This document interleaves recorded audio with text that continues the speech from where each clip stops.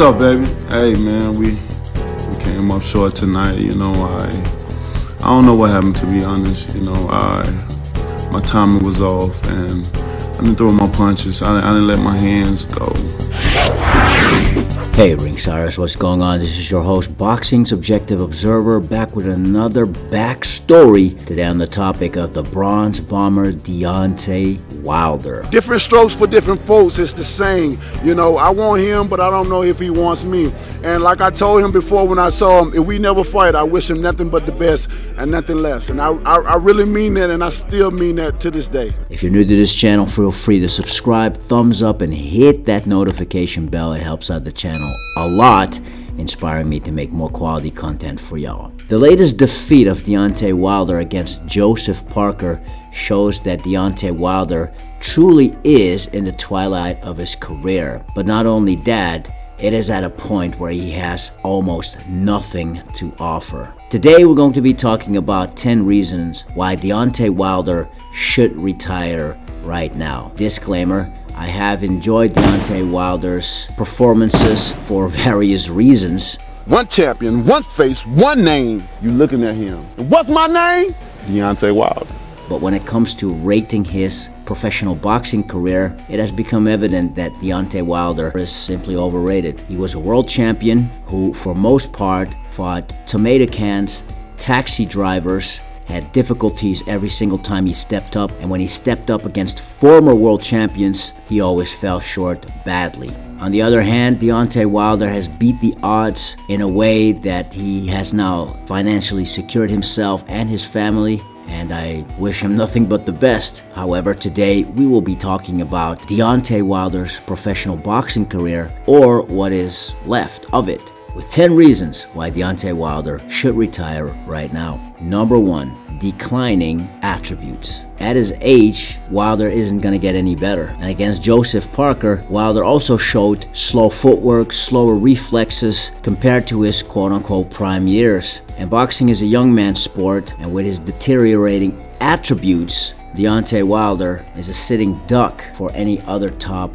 heavyweight. Wilder's lacking boxing skill were already exposed against the likes of Gerald Washington and even Artur Szpilka, who really was a cruiserweight. Number 2, suspect punch resistance. Deontay Wilder was badly hurt by Joseph Parker in the 8th round and seemed on unsteady legs for majority of the end of the fight. Wilder has been stopped twice in his career, and his punch resistance appears to be declining. More knockouts could be on the horizon if he continues to be fighting, especially top opposition. He didn't go down against Joseph Parker, yet he got buzzed and hurt multiple times. Add on the fact Deontay Wilder's defense, even in his quote-unquote prime, was lacking.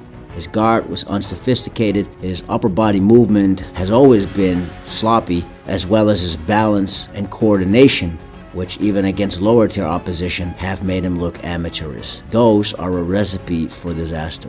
Reason number 3, lack of technique. Well, we already know that Wilder has been protected and got away out of jail in fights he was losing because of his massive right hand. However, his rudimentary skills moving forward will definitely open up the opportunity for any other heavyweight, especially the top heavyweights, to outclass Deontay Wilder. And at this point, Wilder's power is simply overrated. Parker completely nullified Wilder's right hand. Although Joseph Parker is a world-class fighter, I don't think he's elite just yet, and look what he did to Wilder. I wasn't convinced Wilder versus Joshua would be a foregone conclusion, even after the lackluster performance against Jermaine Franklin and the tentative approach AJ showed against the late-minute replacement Robert Helenius. Wilder also got outclassed against Tyson Fury, and to me, a fight against any of the champions, we already know what happened against Tyson Fury, but also against Alexander Usyk, I think Deontay Wilder would have a puncher's chance at best. Number 4, no more title opportunities. After losing decisively to Joseph Parker, Deontay Wilder won't be in contention for another meaningful heavyweight title shot. He is too far away in terms of skill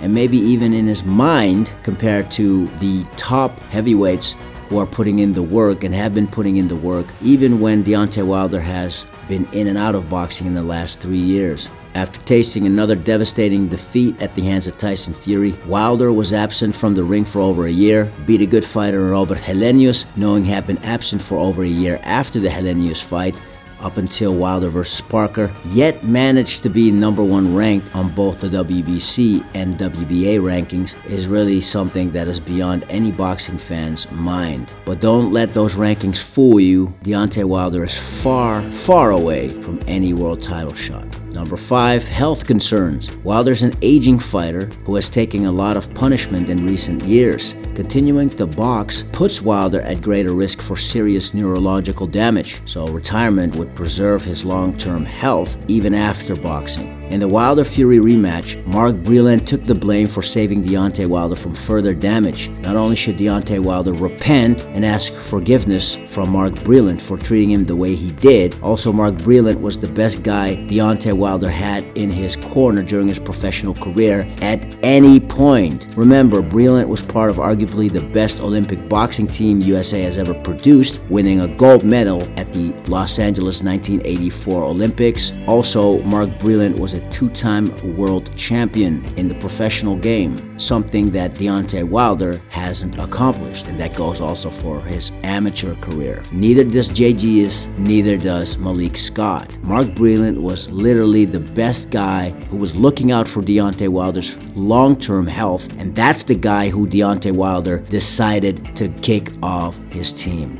Reason number 6, lack of stamina. Against Tyson Fury in the rematch and third fight, Deontay Wilder looked tired quickly and looked exhausted down the stretch. Now, his stamina issues weren't really evident against Joseph Parker. It was just more of a mindset thing. But at this age, Wilder simply can't sustain his power and work rate for a full 12 rounds, especially against a guy who really comes to bring the heat. I will say the lack of stamina were on display in the last 2 Fury fights due to Wilder's increase in weight. Stamina issues weren't so much the issue in his 2 fights with Luis Ortiz when he came in a similar weight as the Joseph Parker fight. Number 7, susceptible to boxers. Craftier boxers like Tyson Fury and now Joseph Parker, who can avoid Wilder's big shots and outwork him, have proven to be Wilder's kryptonite. We already knew that, but it just got confirmed against Joseph Parker. Almost all top heavyweights today would outbox Deontay Wilder and win a points decision, if not close to show inside the distance. Alexander Usyk, Anthony Joshua, Zhilei Zhang would all outbox Wilder at this point and beat Wilder, if not for a lucky Wilder straight. Reason number 8, damage from the Fury fights. The 30-odd rounds Deontay Wilder spent in the ring with Tyson Fury,